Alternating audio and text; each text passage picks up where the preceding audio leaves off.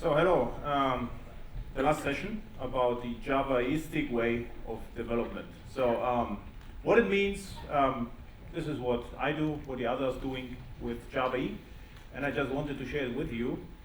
About me, I'm a Java developer since 1995, and since 1997 I'm a freelancer, and I get always the question, do I ever work for larger companies or for a company? No, I was always freelancer. And I write a blog, which is more or less a notebook, not to forget things.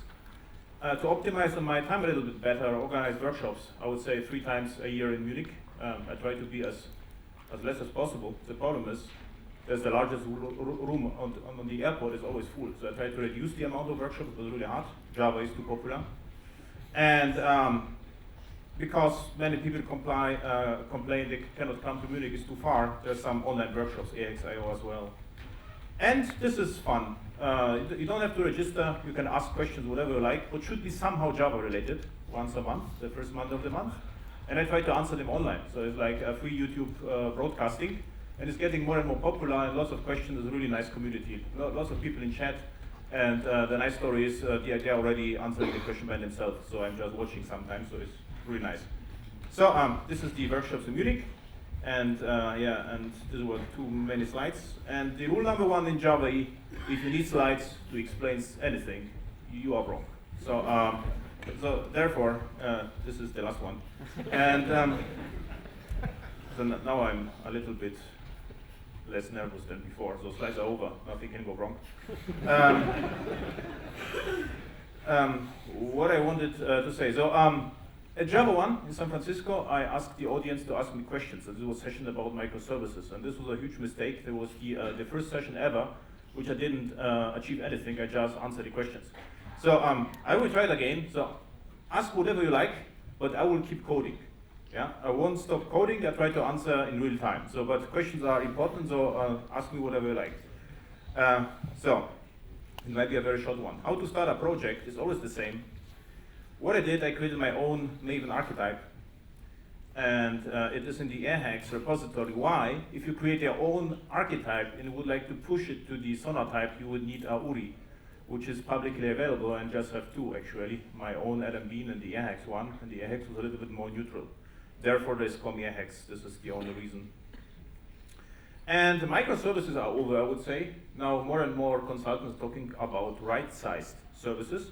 And this means to me no difference to the past years. So do something right-sized service. So hopefully the first time at the conference. And what I do, I create a Maven project. Why? I'll show you in a second why. Because if I look at the POM, this is the POM. Whatever you need, all my projects, regardless whether they are in sessions or commercial projects, look like this. If the POM is substantially longer than that, it's probably no more Java EE. You're building something which could work or not, but is unrelated to Java EE, I would say. In Java EE-stic way of building Java projects, what means we don't have any POM inheritance. We don't know super POMs usually, because not needed. The only dependency you need is the 7 here, and the group ID is Java X. Someone said to me, it is hard to find. Okay, Java X is somehow, reasonable, and Java EE is the artifact ID. And before this was, of course, something with 6. Okay? Questions about this? No. So your first task tomorrow, delete everything else. Okay? So then you are a little bit more Java EE-stic. So what I saw POMs. They were about, 2,000 lines of code. And then they say, okay, Java is too complicated. Okay? It's your understanding of Java EE, not ours. So what I did with, because all my projects actually use REST, 2 things. This bin6ml enables dependency injection everywhere. So with that, you can inject POJOs to EJBs, EJBs to POJOs, and POJOs to CDI. At the end of the day, everything is CDI. But POJO sounds nicer, so POJOs.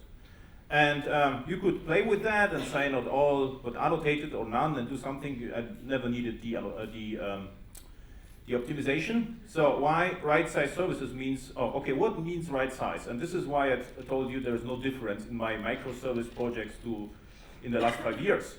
And One small team, I just believe in small teams. Small team means 1 to 5 persons. Everything else is no more, I would say, no more small, no more reasonable. Creates a war, and is a service. So if the application is huge, you get several small teams which working on wars. At the end of the day, they will have to communicate with each other. And then we are in the microservice world. Actually, all my Java EE projects in the last 5 years were like this. And we didn't knew that there were microservices. Now we know it, we never use that. That's really funny. If you read the interview in my blog with Commerzbank, we introduced 8 wars, and then we never mentioned during the project microservices. No one was interested in the term. We just did it because we had 8 departments, period. Okay, so we could, of course, talk about orchestration and choreography, even whatever we talked about in the SOA world, but we wanted to focus on business logic. Not me. I was too bad with business logic, but the others. So I was just consulted. Questions about this? No questions? Everyone agreed? Oh, perfect. So you're very pragmatic. So new. Otherwise, you would spend time here to discuss. I don't know. By the way, I delivered a talk in Malmö about nano services, and then got the idea to talk about pico services and so forth. And they were, the audience was more and more excited. It was always the same talk, right? So I said, okay, now there is no more. Femto was the last one, and now back to right size.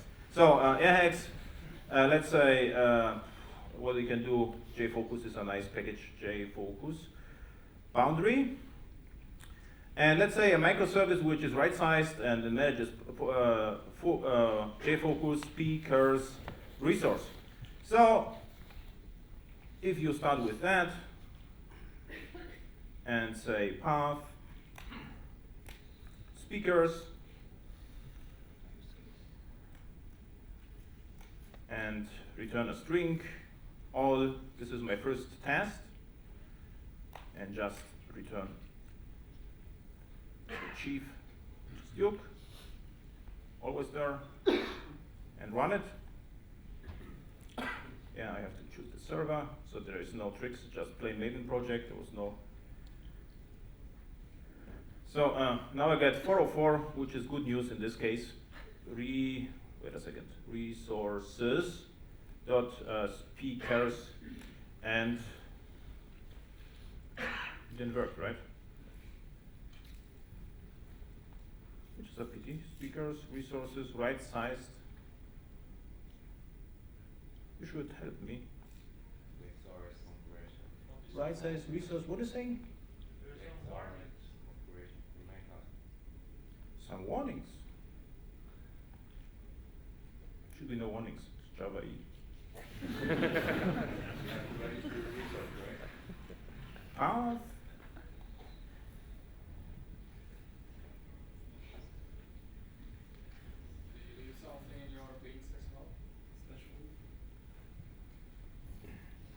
Slash all what you are saying. Resources dot speakers Duke. I don't know, probably cache, but it works. What I did, Maven clean install and just rerun it. As you can see, it's live. Still not nervous because there are no slides. Right. So the next thing I would do, if this works, I would just start with puristic Maven project, and I would call it right-sized ST. And unfortunately, this is my own convention. So it is always some talking about what is ST and stands for system test, but there is no such project in Maven. It's always standalone POM. This is our way to do it. It worked well, so I would like to share it with you. JAX-RS depth. This is a little bit magic. What it just is, it was a template in the IDE, and what I'm using here is JAX-RS 2.0 or 2.1 client. Why I'm doing this? Because from the second iteration, I would like to test my service, so no question about that. No JUnit, no integration test, and now the code coverage is going to be bad, but no one cares about code coverage. We need working apps, and the stats can be tuned afterwards, these stats. Agreed? So I saw projects with code coverage 80% without asserts. Okay, so a better no code coverage and lots of asserts. Okay, what you can do, Java, what was it? It actually doesn't matter. SE JFocus is nicer. JFocus. speakers, resource IT. Integration test. This is just a unit, and this is always happens during their talks. Will be the next error. It should be a JUnit test in different package. So SE, J, focus, speakers, IT is sufficient. So, and now, what we have to do is the following. Init client. Before, and now we build the client. New client. Why I'm doing this? Because for unknown reasons, the system test is what I don't see in projects. I don't know whether it doesn't belong to Agile or what is the other one, Scrum or whatever. It's just completely ignored. But we have lots of JUnit tests, even for getters and setters, but no system tests. So this client, then this client.target. I paste the link here, which worked once.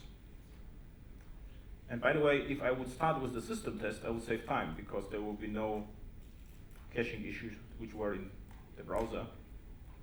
And I call it TUT or TUT because it's fun. This is target under test. There is system under test and class under test. Why not target under test? So, and the first is just smoke test, and this would be a request, accept, nothing to accept, and just do through a smoke test. Yeah, then do it properly. Response, assert that, and response dot get status, something like is 200. And there is also a status family. So nice. And then we could say, just to show you, response read entity string.class. And this is the result. So I skipped the, there should be no test-driven workshop. It's just a little bit of code. So, and this is actually bad. It should be the red bar first.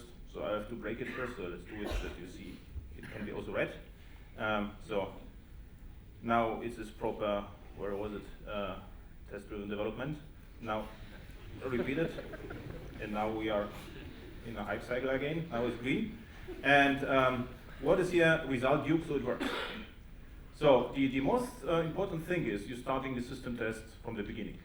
And we use it as the input for stress tests very early. And this is going to be also the client for all other microservices. Because if you copy and paste this code and put it somewhere, it will run within the server. Questions so far? No questions. I started really badly. I don't like the JFocus here. It could be JFocus. A better would be we have a speaker component. Oh, a package. I have one question. Very good. Ask, please. Why did you create a new project for the test? Why you didn't add it to the... This is a very good one, and the answer is in modern development or microservices, or you need the independence. If I would reuse the same project, my test would see everything.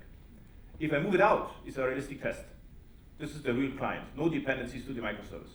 The other one is in Jenkins later, which I won't do right now because of time. If we can build independently the system test and version this, and then run the test later. If I would run it within the right size project, it has to be deployed first. So there's like, I would get some kind of cycle.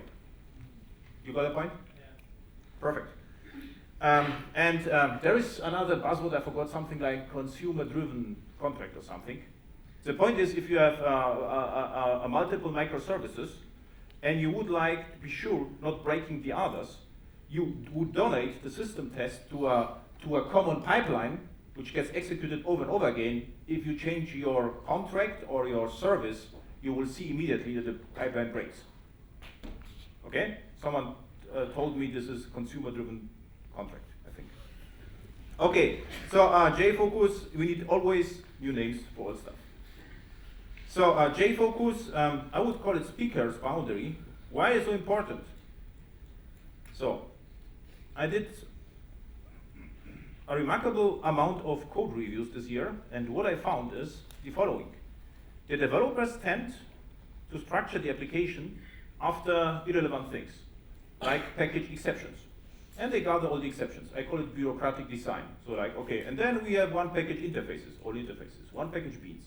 But if you think about this, you will never search for exceptions. Any feature request or change requirement involves business logic. So the main idea would be if someone next year would say, hey, I would like to change the speakers to, I don't know, to be, I don't know, comes with a picture or whatever, then hopefully you will find a folder, speakers, and was like, hey, there's something to speakers, and open it. But we'll never know. The next year, I think the organizer will not tell you, okay, we would like to change all the exceptions because no one cares about exceptions. Okay, so my way, and actually in all our Java EE projects, what we do, business first. All packages are driven by ideas from target domain and business logic, period. Packages like foundation, base, common, whatever, what is a model, everything which sounds nice but doesn't mean anything are forbidden. Agreed? And then you are forced to think about what you are doing. Okay, so this was a little bit chattiness. So the next thing is, we need something like speakers. Manager is always what I hate, but this time on stage a little bit harder to think about the business logic. And this thing is going to be stateless for now, and even probably for Java 8 as well. Why? Because what we could do, we can say it, we don't have full scope in Java 7. So what I would like to have, something which is restricted. So with stateless, I can go to the application server and say never more than 5. What happens then, there will be never more than 5 parallel requests which hit the server, which is crucial. And we know a new pattern of this. You know how the pattern, the name is? Bulkheads. Okay? With the max pool size, the old property since 1945, we had bulkheads, I didn't know what it is. And now I said, oh, okay, max pool size EGBs. So if you have entry points, and each entry point comes with max pool size 5 or 10, there will be never more than 10 parallel requests, and the server will happily serve the other ones. So you can skip this, and apply 20 different annotations. Looks nicer, a little bit sophisticated, but at the end of the day, this is enough. What would be nice in Java 8? To have a replacement, could be with CDI, or something restricted, pulled, or whatever. This is what we need. If there's nothing like this, it's stateless is still the simplest possible thing.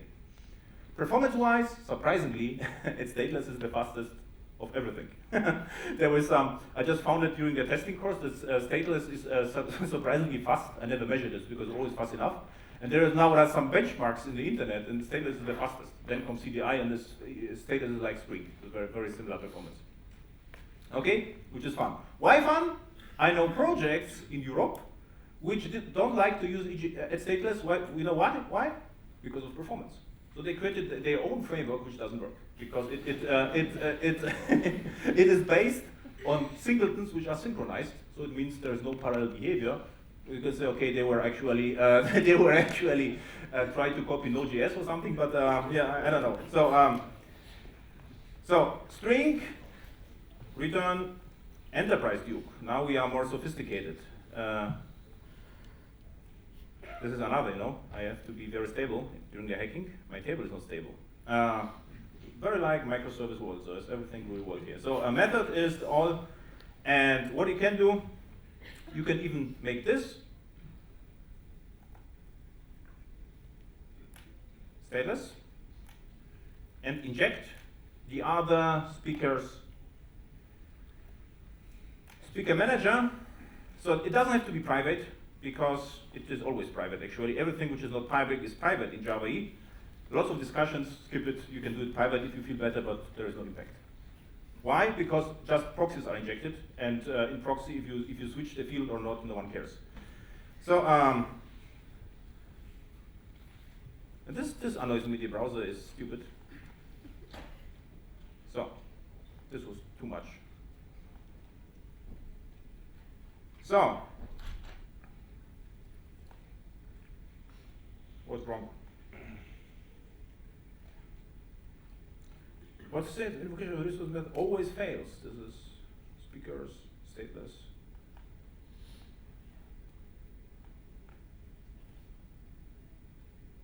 Usually just save. I never actually rebuild. This is not very Java EE-stic.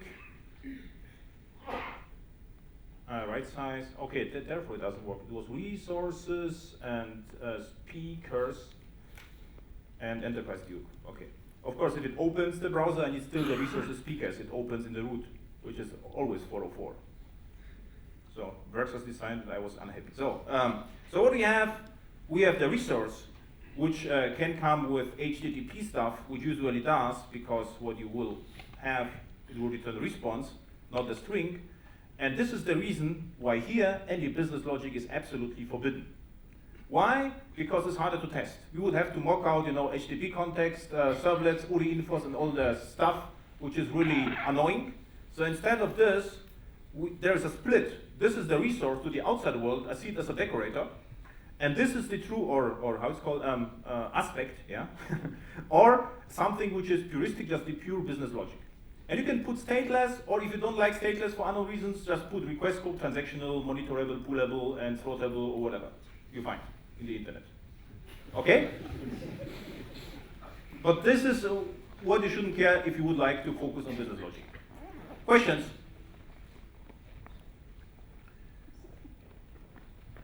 So, how much time do you have? Would you like to hear something like why Java EE is the perfect fit for Docker? Yeah? Okay, I think everyone is interested in this. So, it is actually what I did. This is on, I push it to the GitHub, some Docker images, because I got asked about over and over again how Java EE would be deployable on Docker, because, Docker is standard, I would say. And this is how it always looks like. This is a simplified version of this, what I use in production. So first, you have Java. I just use CentOS, so this is CentOS, but you can use whatever distro you like, and you have some, some stuff. You could skip that. It's just what I need what's most interesting for us is this thing. We need Java at the end of the day, right? So without this, there is nothing. So and how it works? I build this in the background, and we get an image with the name which I put with -t. And this is built with a little Nashorn script, and this is actually what happens. Docker build -t airhex Java. I won't do this right now because it will pull the whole operating system, and it will take, 5 minutes. Agreed? The nice story is, this happens only when the Java version changes or CentOS changes. So not very frequent. Got me? Okay. Now let's do Payara, and I have also whitefly, so it doesn't matter. So what happens here is I rely already on this Java image. So what it means, I don't need Java anymore because it's already in the super image. Agreed? And now I download Payara, and or I would download whitefly. It's exactly the same. And if the image is built, I have the image which contains the Java which was built before, like inheritance, and now whitefly. This is only built in case a new version of Payara or whitefly is available. This is the key point. Everyone got it? So, and this is what the operations are doing. So they are providing us the base images, which we're using in production. So now comes the most interesting thing. Now I'm in my project, and what I would like to do is to configure this base Payara to my needs. The bulkheads, or whatever fancy was you find, and max pool size, min pool size, and whatever is needed is configured once. It runs in my Jenkins pipeline, okay? So, and it only runs if I have changed the configuration. And now the funny thing. This is the Docker image, which runs all the time. This Docker image pushes the war in production. And now you see the huge advantage of Java EE.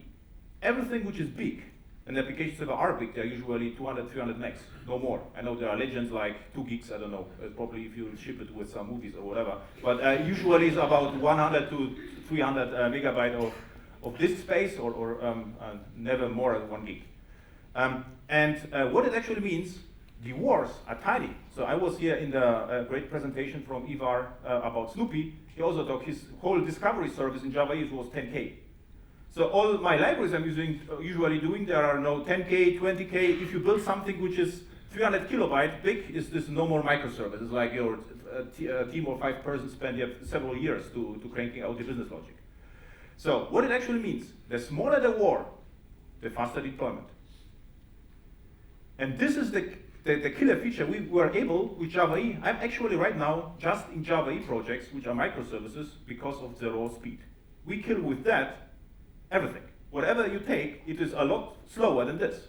Because I don't know why, there is one best practice called fat jars, which is terrible. What happens then? The whole jar, I don't know, is 500 everything, is going to build over and over again, and this is orders of magnitude slower than this. Now the question is, should I care on how fast or how slow it is? Actually, I recorded a screencast about this, but does the docker actually run? It runs. So what I prepared before is microservice, we are all young developers, is the screenshot. Okay? Java developers is right after university. So, cut. So this is add micro, this builds just that. So now I could just try to build it with Docker. Docker minus T, yes. J focus, micro, dot. And what I forgot, of course, is build. So this is built. This was unfair. Why? Because this micro didn't change. But what I could do, I could fake it right now and say move right size target should be something war to, would this work? Micro and override this one. Wow. Okay. So it was slower, but now it's using cache, now it's faster. But this should be slower. It was a little bit slower, but this happens 100 times a day. If this war would be big, it's a huge difference. Why? What Docker does, it posts the whole war and jar over the wire to the Docker daemon, then starts it. So I just go to it, I don't like to make it bigger just to show you that it's slower, but it's remarkably slower. So we'll wait 10 seconds, 20 seconds, 30 seconds, but not 10 milliseconds. With this simple trick, we killed everything else, and all my projects are microservices with Docker and Java EE. What was the trick? A clean separation between the infrastructure, which is provided in Java EE, and the business logic, which is war, and thankfully, Docker supports inheritance. I don't know whether it is called inheritance, but it behaves like inheritance. So I have a base images, which they change less frequently, and the more often something change, the later it comes. And the very last image is my application image. So okay. So we have here the JFocus micro. So what you could do, Docker minus run, not Docker run. I never used command line, I always write a script. This is why it is strange for me to minus daemon. Port mapping, let's see, 8181, 8080. So what it means, I expose the port of Payara to 8181. And I would like to have a name right. And I think this was JFocus, hopefully with K or C I always. Did I use JFocus? Yes, this is focus. Micro with C this time. Nice. Docker PS, now it runs. Docker starts. So Java EE is told to be huge. So okay, now we can see what how big it is. Right. 50 megabytes, which is stock configuration of the application server. So let's see what it works. Echo Docker host. And this is So on Linux, it's a little bit more convenient. On Windows and Mac, you get an IP. It was 8181, I think. Micro should be this time. Resources and speakers. So this is from Docker. So this was Docker build and deployment on stage with a new application. Try with something else and compare the performance. So for me, the pipeline performance is key. I would like to have continuous integration to being continuous and not waiting for hello world, 2 minutes until something happens. Okay? Questions about this? So this is the key point. No questions? Then forget about Docker and proceed with code. Agreed? So the Docker Compose is nice. Look at Docker Compose and Docker Registry. I could show everything, but this is enough to get the idea how it behaves with Java EE. And I have also an image with Wi-Fi. Could start and it would be exactly the same. There's no difference. So this is the nice thing. So I was told I have enough time for everything because after this is just party and no one is interested in parties. So so how it would look like the usual architecture, I would create something, let's say it would be the check, whether the speaker is reasonable, don't like to sell you fat jars or whatever, and this is speaker check, and let's say public Boolean selling fat jars. So if it's false, of course, not allowed, right, on the conference. So this is just what it would like. You would do this, and would eject the check,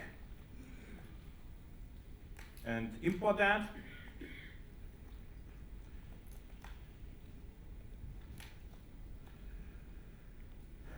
And now I'm already afraid here. This is a false. If you use the proper URI, it works better, also in Java EE. So what's the nice thing is, this is just a POJO, and this is a good thing, and I use boundary control entity pattern. Why the strange names? Because they come from Ivar Jacobson, and he came actually from Sweden, right? So you have to be behind the naming.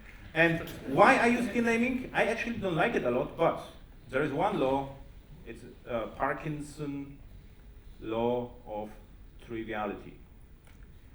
And what it says is, the more trivial the decision, the longer it takes to decide. This is not this, I think. What is it? So this one. So, and this was like, there was a nuclear power plant, and they discussed about the color of the carpet in the entry room several months, and it cost several millions. But the actual shape of the nuclear reactor, no one was interested in discussion because it was too challenging. The same in my project. No one asked me about transactions or higher level concepts for naming. Why boundary? And prior to this, I used my own naming, service, and I forgot actually, service facades, service or something else, and this was disaster. In all project I have to justify now, I just point to Ivar Jacobson, a book, which I forgot actually, object-oriented design or principles, and and what's really nice, the icons are ready to use. So there is one icon, the boundary control entity, you can draw, supported by all tools, period, no discussion. This is why I use boundary control entity. No discussion about naming, forbidden. If you would like to change it, you will have to find another Ivar Jacobson with a different naming, which fits well, and then we're talking. But not deciding in meeting room about naming. And so what it means, the whole architecture boils down to having business packages at the top level here, and business packages are exposed as REST endpoints, and the REST endpoints has something to do with the target domain. So speakers, sessions, schedule would be a microservice for JFocus, but not exceptions. Or hopefully no one is only interested in exceptions. Okay? So this is the basic idea. Now, something new. If you would run a stress test here, let's try that. This is a little bit. Or do you have any questions? Because right now I will show you something more technical. I don't know in which direction we are going. So, yes? How will you add the configuration to the application? Okay, this is a nice question because it's really easy to achieve. So, so then, this is one of my favorite ones because it's huge impression, there's nothing behind. So, you need a configuration package and also a boundary, and then a configurator. and the configurator exposes the configuration. And this produces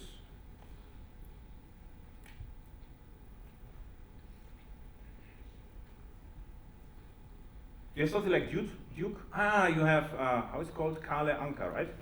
Kale Anka. This is what I learned in Sweden in a project. And you have also with lots, sounds like this. It's dangerous in German. So now we configure this and inject string secret message, and this is going to be injected here. So just, where's my browser? This is wrong. This is also wrong. And this was good. What I closed, of course. It was 8080, and this is. Ah, thank you. By the way, I forgot to mention, I also have stickers here. Right sizes. So this is why you always need system tests. Right sized. Oh, Kale Anka with lots of Fika false. So you see, this is almost a domain-specific language in 5 minutes, which was a collateral damage here, right? I didn't even intended to create one. So it is not usable. Why not? Because all strings would come with the same message. This is what you are already excited, but not usable. Yeah. The nice thing is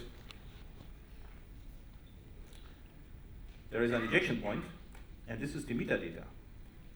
So let's keep that. What I could do, I could create a key from this and look up from in Docker systemenv is your friend, for instance. So you can configure everything on the fly. Or you can use etcd or Hazelcast or whatever. Doesn't matter.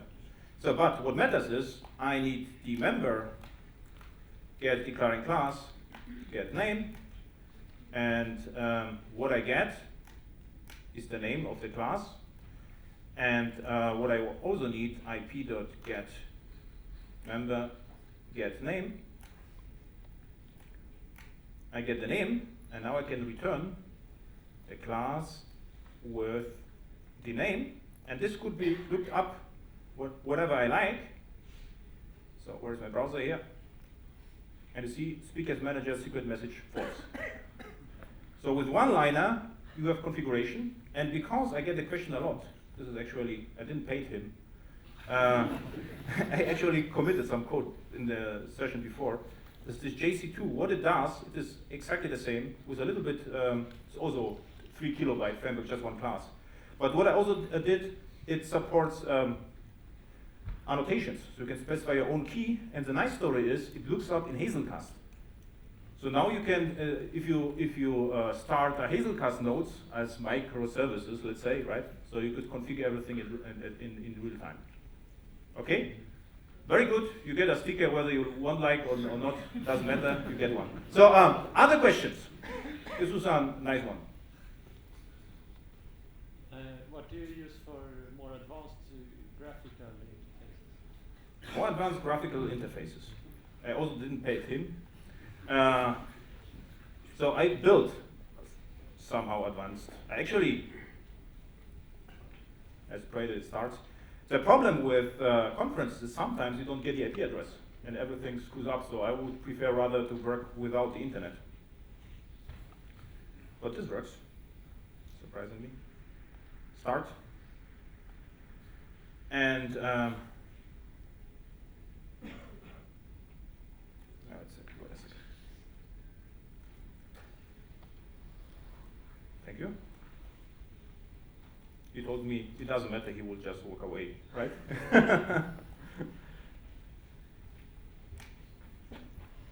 So, what this is, so what you should know, I forgot about microservices.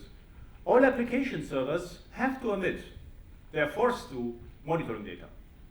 Why? Because of GSR 77, management monitoring, which is a 13 years old specification, which is going to be redone right now in Java EE. And what Glassfish does is, and JBoss does similar things, and WebLogic as well, management monitoring.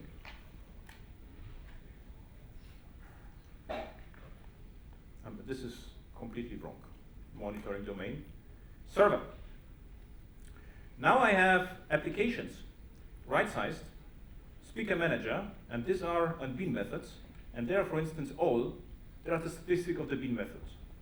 And the nice story is I can get then out JSON as XML or HTML.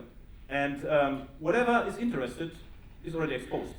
What's funny is last year, end of the year, someone deployed histories to the applications to get these statistics, but they didn't knew this. And they had to work with really strange command pattern everywhere to get these statistics, and you get it for free.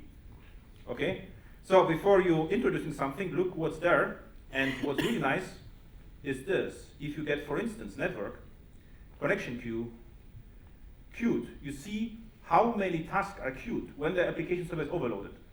So, and what I did with the Lightfish is I'm reading the JSON every 2 seconds and displaying in real time and writing this to a table. And you see transactions per second, there are commits, rollbacks, paranormal activity, which means is the server overloaded. So performance, commits per second, rollbacks per second, this is what you shouldn't be proud of. So you say, I have 2,000 rollbacks per second, okay, this is something wrong. So then number of HTTP sessions, very important for stress tests, whether you are stress testing the right thing. Connection pools, and then the nice story is right size. I see the performance of the EJB, so this was not invoked yet. So let's try to invoke it. AB minus C, let's say 1,000 calls.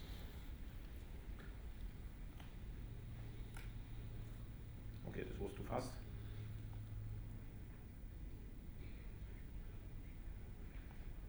Yeah, it was still too fast, but you see it created 5 beans. Exactly 5 beans because I have 5 parallel requests. And the performance was of the EJB was max time 1 milliseconds and total time 12 for 1,000 requests. Okay? So this is what you get for free, and probably this was not your question, right? But this is, you meant probably for UI, right? What do you use for UI, or what? Yeah, that's what, yeah. Yeah, but this wanted to show anyway. So, the funny story is in startups, I'm using more and more Java EE because it is very pragmatic, to think about downloading the internet before starting with the first bit, and they're using JSF, always time phases. Why? Because they have everything under control. And the funny story now, all my enterprise projects last year were Angular. So it's twisted world. All startups are using JSF, and they are perfectly happy, and the whole enterprise moved to Angular. Which is, of course, nice, because they moved a little bit late, and the next year they have to move again to Angular 2, right? So, but, so Angular is, in Java, very popular, extremely popular, I would say. Ember is almost not existing. I think a little bit, how it's called from Facebook, yes. But this could be interesting, but not in enterprise. I think Angular, why is gaining momentum? Because it's very similar to GSP or GSF, I would say, if you do it right. Okay, very good. Other questions? So, since I launched this, I can also launch something else. Visual VM. So, if I go to Glassfish, monitor, threads, and I would try to block something.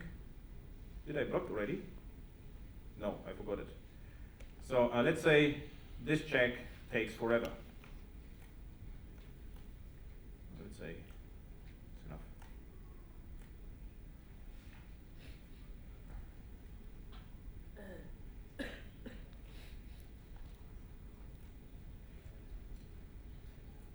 Okay, now it seems to work. And now I would like to rerun this. Where is it? Doesn't matter. AB minus C, let's say 5 minus N 5000. Oh, this is too much. And this one. Okay. Now, you see here probably nothing.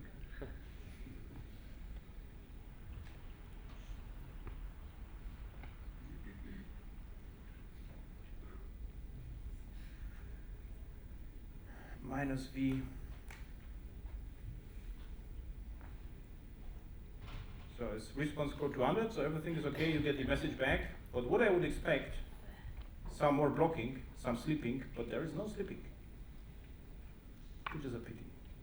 Okay, forget what we saw. This is like Men in Black. It works well already without the optimization, but let's assume this would be too slow and too bad and everything will stop. Let's assume that. So how to fix the problem? I think so. What's available in Java EE-7 is that. Void. All. This is already. So suspended async response. So, and what this does is the following. The HTTP thread, which I tried to find, but I couldn't, is no more blocked.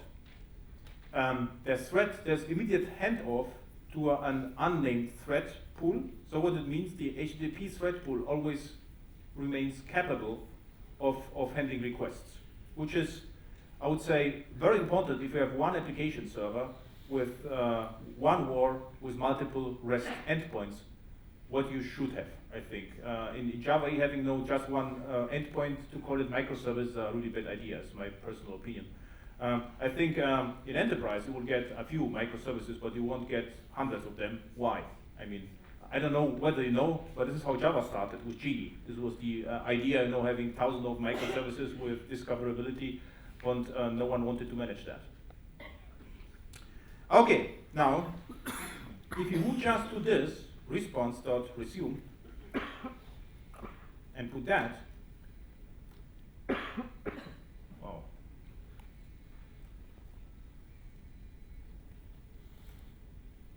So really critical conditions here. So this is enough to really improve the performance. Why?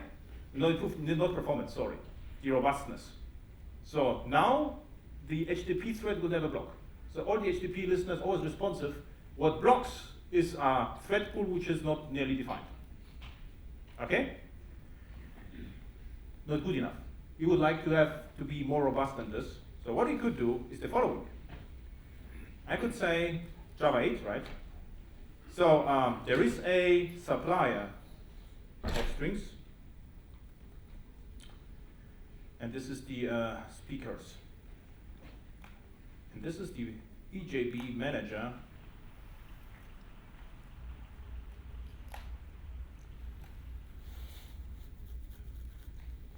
What was the method actually? All. Yeah, all. All. Because I forgot to import. Okay, always import and always save. This is also very important. So response, and we have a consumer, let's say of objects, response, and this is response resume. Okay? Yeah.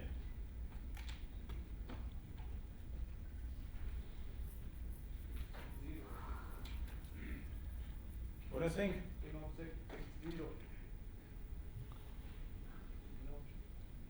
This is a sync, speaker sync. Okay, that's a good one. This was just overshadowing the name. So now I can use something completable future and say supply async, then accept sync, and of course everyone knows this completable future, so we can do this. And this is just for you. Thank you. Now we just party, so boring stuff. So, of course, we can then just rewrite it to that, and to that. And this light fish drives me crazy. I have to close it. Go away. So, and actually do this. Okay. Then I can do that. So, and this is incredibly interesting. Why? Because what happens behind the scenes, it uses a fork join thread pool, which is very dangerous. I will remove it in a second. But fork join framework behind the scenes, which can start an, I would say, unspecified amount of threads. And but it doesn't block the HTTP thread pool anymore. The only problem is it's really hard to control the fork join framework. You will have to use the system properties, and this is what you don't like to do. So thankfully, we have Java EE. Okay, so what we can do, we can say resource managed executor service, and this is managed by the application server. We can pass it, and now we are set. This is the ultimate bulkhead. What this means, I can configure this one on the application server and say never more than 5. Now I will never block the HTTP requests. I can configure the bulkhead where. So let's show you where.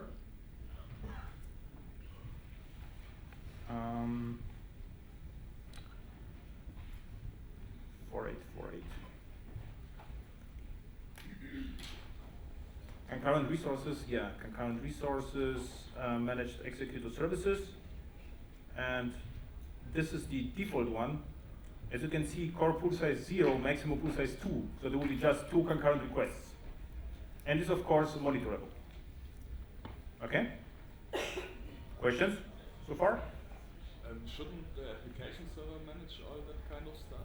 And if you only have 5 beans, that's the next question. If you only have 5 beans, wouldn't just the threads pile up, but it would take exactly the same time to. This is a very good one. So what I did, I created the question is why the application server doesn't do this, right? So it's more. Yeah, well, why doesn't it? Yeah, and it does. And it does if you go to the server config and thread pools. Thread pool. This is what you ask. So what you see here, max queue size is task queue is 10. This is what I monitored here, and they are max pool size 5. This is the HTTP request threads. The problem is here. This is the setting for everything which runs within the war. What we need always, if we are starting to think about microservices, we have always external integration points to different wars. There's IOs involved, they can block forever, connect timeout, read timeout, and so forth. Okay? You got me? But don't you have anyway one application server for one war. What we have one Docker image, yeah. one application server, one war. This is the deployment model, what is preferred. So what I don't understand is why don't you configure the application server with variables in the Docker? Yeah, the problem is, look, this would be far more problematic. We will have, to use specific war names, for instance, and then create here multiple HTTP thread pools, which are always different. That is not standardized. That it works like this. And what this is the ultimate safety net. So whatever you're doing in your app, this should be set this way, and this is not the origin setting. I think originally the queue is unbounded, so you get out of memory error if you overload the server. So this should be the ultimate safety net for all endpoints running in your right size service. And then what I did here, after I stress test, I would know exactly this talks to a SOAP service. So we don't need 1,000 threads because it will just break. So let's go with 5, and you dedicate more and more resources to different endpoints after stress test. Okay? You got me? Yeah, but with the bean pool, you have 5 beans, and if you just okay. accepting HTTP requests, then they would just pile up.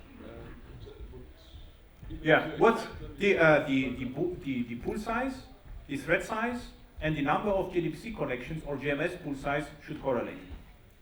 It doesn't make any sense, to have different values there. I mean, if you now asynchronously accept. What this just does, it doesn't block the global HTTP thread.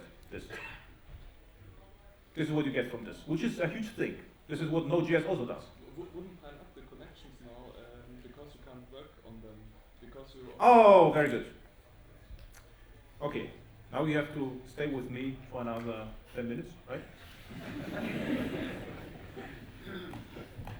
So, still standard. I know what you mean. Also already solved in JDK 1.5.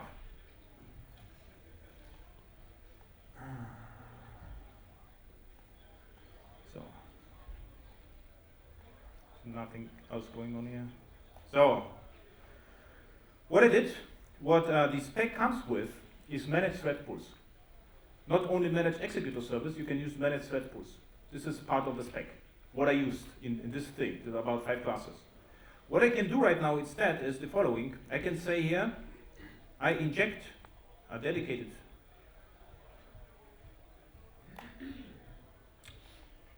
executor service without managed. It's just plain JDK 1.5 service, which uses the service, these threads from the application server. So, and now it comes the interesting part. I can configure the thing. And I can say executor configuration. And extends this would be speaker pipeline configuration, and this would extend executor configuration and specializes means in Java 7 and CDI use me and not the default. Okay, and then override method.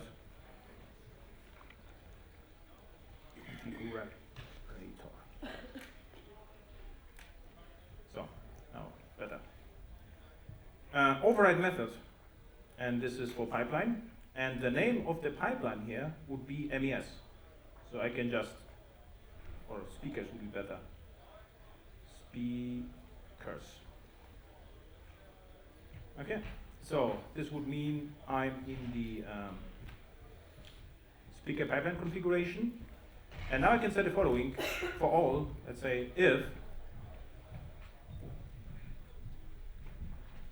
speakers equals ignore case name, then I'm returning my own configuration. And now is your answer to your question. Return executor configuration new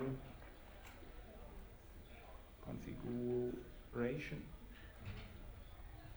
builder, and now I can specify, for instance, core pool size 2, max pool size 3, queue capacity 10, and now comes the interesting part. There are policies which comes with JDK 1.5. If you say tolerance policy, this is back pressure. Another fancy term, always available in Java EE. So what back pressure means, it will effectively block then the HTTP threads. Okay? What could be a solution. What we didn't discuss here is the throughput breaker. What it would mean, we need timeouts on the other side. So if we have timeouts on the other side, this would be the perfect strategy. So what also could work, perfect one, I can say just discard policy. So when the pool gets overloaded, the new task gets discarded. So, and this is of course not a good thing. If you would like to do this, the client will hang forever. Because we have Java EE, is also answered, of course.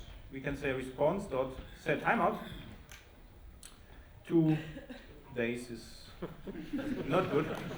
This would be like so workflow engine. So now it means after 2 seconds, all requests gets cancelled, and you get 503, which is the default. So this is always a good idea. So now we have a perfect strategy. Yeah. But the most fancy one is the following. Where's my, yeah? I could, of course, discard all this, or I can say, I would like to have my own rejected execution handler. New rejected execution handler. And if you go here, JDK 1.5 code. So it's very old, almost forgotten. Therefore, you need more and more frameworks because most of the frameworks are already forgotten. So, what we need is this method, and we can call it on overload, and I can pass it here and say this on overload. So what it means, in case the pool gets ever overloaded, this method is going to be called, I get the task, and I get the thread pool executor. Okay? And because we are in the great Java EE world, what we can do, we can say add inject event, let's say string, usually with this JSON object, whatever, and this would be the overload channel. And then I could say overload channel, fire, and let's say overloaded, and thankfully the thread pool executor is nicely overwritten, so this will give you a minimal set of statistics. And what you only need, one listener, which is mapped to Tivoli, to Nagios, whatever, and you get your escalation. You can open your circuits, you can close your circuits, do whatever you like, without any additional framework. JDK 1.5 code. This is why many tell me, okay, this is the problem with Java, is extremely boring. We don't get any new developers because everything is solved here. It's okay.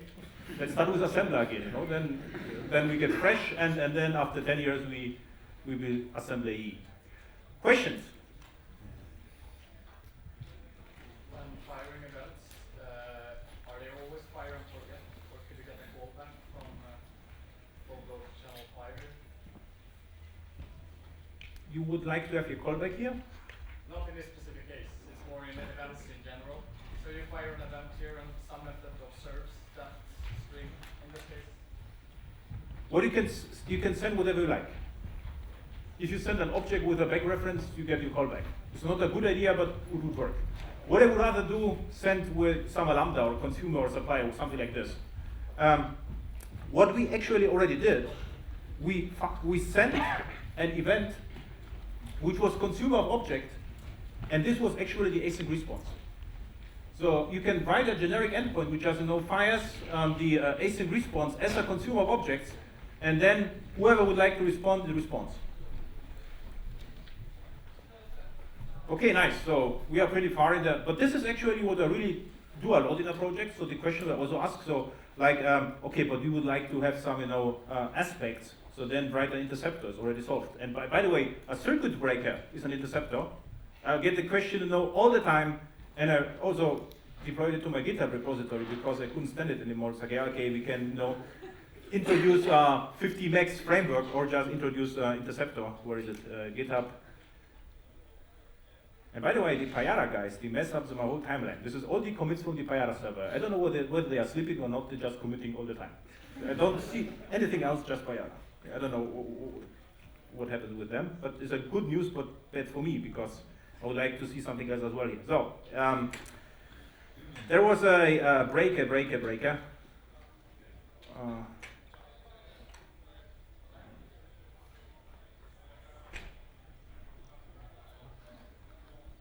Circuit breaker, of course.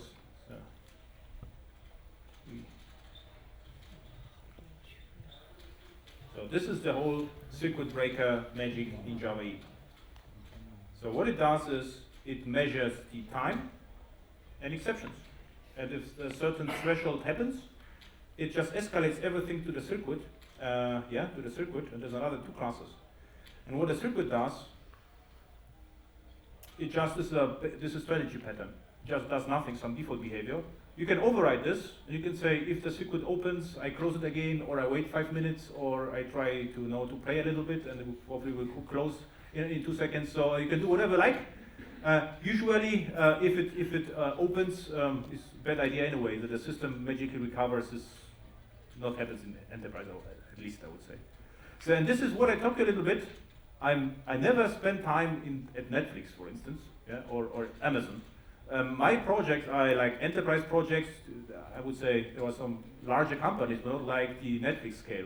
And what I see at conferences, everyone is talking about Netflix, but as well in Germany there is no Netflix. I mean, probably is somewhere, but I don't know. It's out of requirements. So this is what I see in a typical project. You will get 2 to 10 microservices, and this basically is. So you get 10 IP addresses. Of course, it's not the true story of microservices, but if it works, who cares? So then call it differently, not microservice, but right-size service or nano service or whatever service you like. Any questions? Now we have time for questions. So ask me, challenge me, say, okay, but it can work because you forgot this and this, or this doesn't work, or Java is too bloated, too complicated, or whatever. No? How to get an overview of all these features? I think a lot of it is just forgotten. Yeah, this is the problem. So actually, if you just know a little bit JDK 1.5 and then look at Java EE, the whole concurrency utility is trivial. You say, okay, it's just stupid. It's very simple.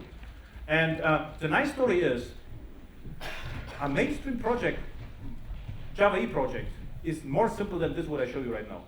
We just use add inject. We don't use usually any qualifiers. There is no room for them, but because for years we had one interface and one input. There was no variations. So there's no qualifiers, nothing. You just add inject POJOs. So it's really simple. And this is already the case sometimes. The last year we had some problems with timeouts with other, not microservices, but services, and this was how we solved partially. It's not like we use this everywhere, just for the integration points. Okay? But I wanted to present you an overview also with Docker, because like I said, oh, Docker in Java is too big. I mean, you saw 600 megs without any optimization. If I would provide minus XMX 200 megs, it would be less than this. No one cares about RAM. I built applications of real hardware during Christmas and bought the most expensive RAM, 32 gigs.